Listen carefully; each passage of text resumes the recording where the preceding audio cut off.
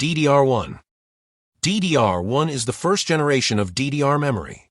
DDR stands for double data rate, which basically means the RAM sends data twice per clock cycle instead of once.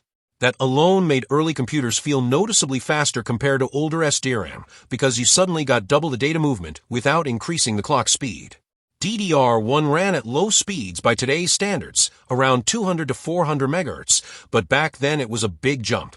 It finally gave early PCs enough memory speed to handle basic gaming, simple apps, and operating systems that were starting to demand more responsiveness. For a lot of people, DDR1 was the first time their computer didn't freeze every time they opened something. It wasn't perfect. DDR1 used more power, around 2.5 volts, so it ran warm. Cooling inside computers wasn't great at the time, so RAM temperature actually mattered. And the capacity was tiny. Most systems had 256 megabytes or 512 megabytes, and even 1 gigabyte felt like a luxury. That meant multitasking was extremely limited. A few tabs or programs could already slow everything down. DDR1 also used its own physical slot and voltage design. Like every DDR generation, it wasn't cross-compatible with the next one. You couldn't mix DDR1 with DDR2 or upgrade across generations without changing the motherboard. DDR2. The first thing people noticed was the jump in speed. DDR2 modules ran anywhere from 400 to 800 MHz, which made everyday computing feel lighter. Opening apps didn't feel like a struggle. Switching between windows felt quicker, and early HD videos finally played without constant stuttering. A big part of DDR2's improvement came from its lower voltage. Dropping from 2.5 volts to 1.8 volts doesn't sound dramatic, but it made systems noticeably cooler and more stable. Laptops especially benefited from this because they were becoming more mainstream and heat was a real problem back then. DDR2 helped reduce that constant fan blasting feeling older machines had. Capacity also stepped up. Computers started shipping with 1 gigabyte or 2 gigabytes of RAM. You could finally run a browser, a music player, and a couple of programs without everything slowing to a crawl. Multitasking wasn't amazing, but was finally possible. DDR2 made computers feel less fragile. You didn't have to treat them like they would break if you opened one extra tab. Another thing DDR2 improved was responsiveness under load. Early games, office software, and media apps felt smoother because the memory could move more data per second.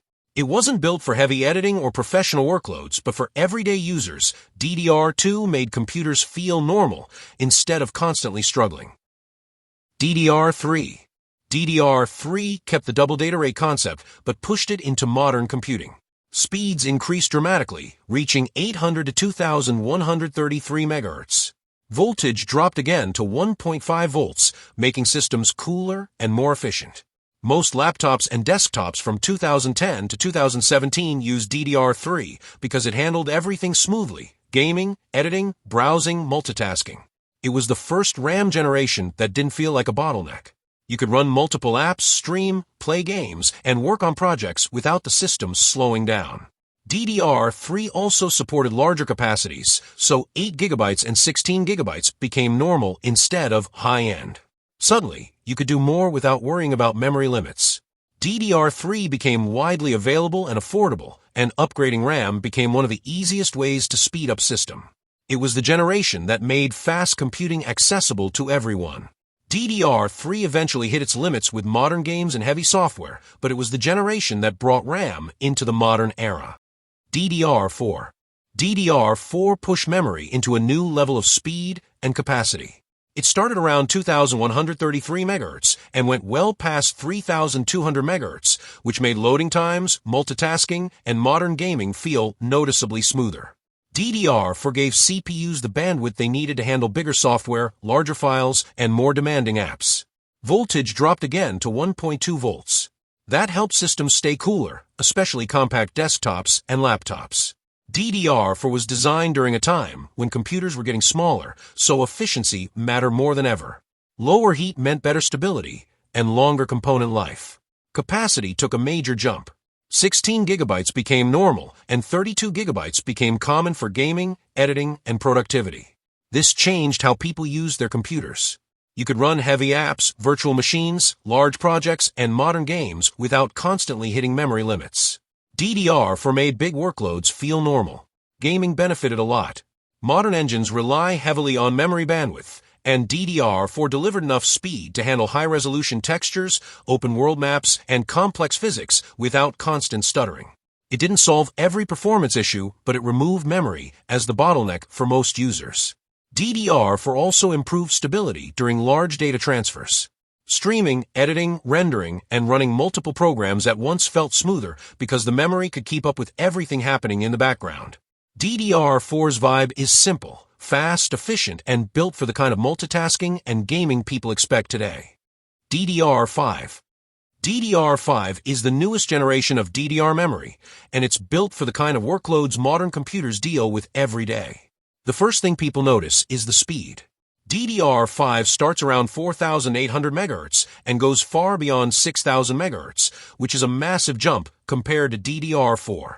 That extra bandwidth isn't just about making things faster. It's about giving the CPU enough data to keep up with modern software, modern games, and modern multitasking. One of the biggest changes in DDR5 is how it handles power.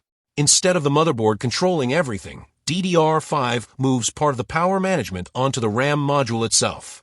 This helps keep performance stable even when the memory is running at extremely high speeds. It also drops voltage again to around 1.1 volts, which helps with heat and efficiency, especially in systems that run heavy workloads for long periods. Capacity is another major upgrade. DDR5 kits commonly start at 32 GB, and going higher is normal. This matters because modern software uses way more memory than people realize.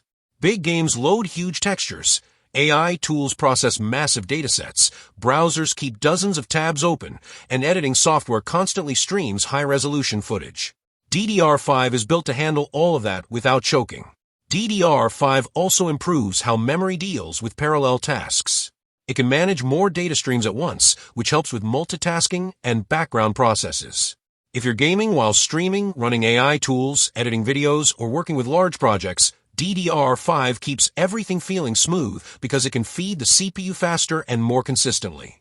Another thing DDR5 improves is burst performance, the short, intense moments where the system suddenly needs a lot of data. Modern games do this constantly when loading new areas, switching scenes, or pulling in high-resolution assets. DDR5 handles those spikes better, which reduces stutters and makes everything feel more stable.